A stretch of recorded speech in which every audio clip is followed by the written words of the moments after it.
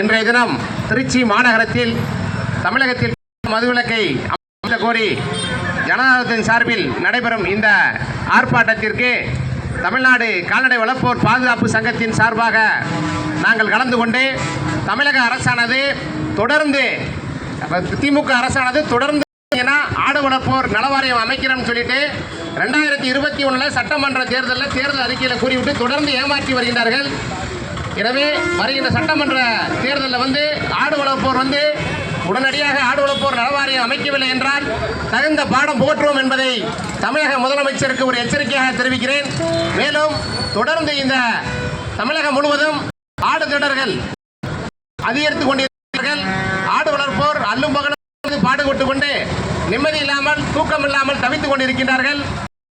திடர்களையும் குண்டர்களையும் கட்டுப்படுத்த காவல்துறையில் தனி பிரிவை உருவாக்கி எப்படி ஒவ்வொரு தாழ்த்தப்பட்ட மக்கள் ஒவ்வொரு தடவை எப்படி பாதுகாப்பதற்கு SC சட்டம் போன்றவை இருக்கின்றதோ அதே போன்று ஆடு வளர்ப்போரை பாதுகாக்க தனி சட்டத்தை உடனடியாக சட்டமன்றத்தில் இயற்ற வேண்டும் என்ற கோரிக்கையும் தமிழ்நாடு கால்நடை வளர்ப்போர் பாதுகாப்பு சங்கமாக கேட்டுக்கொள்கிறோம். மேலும் ஆடு மேய்ப்பதற்கு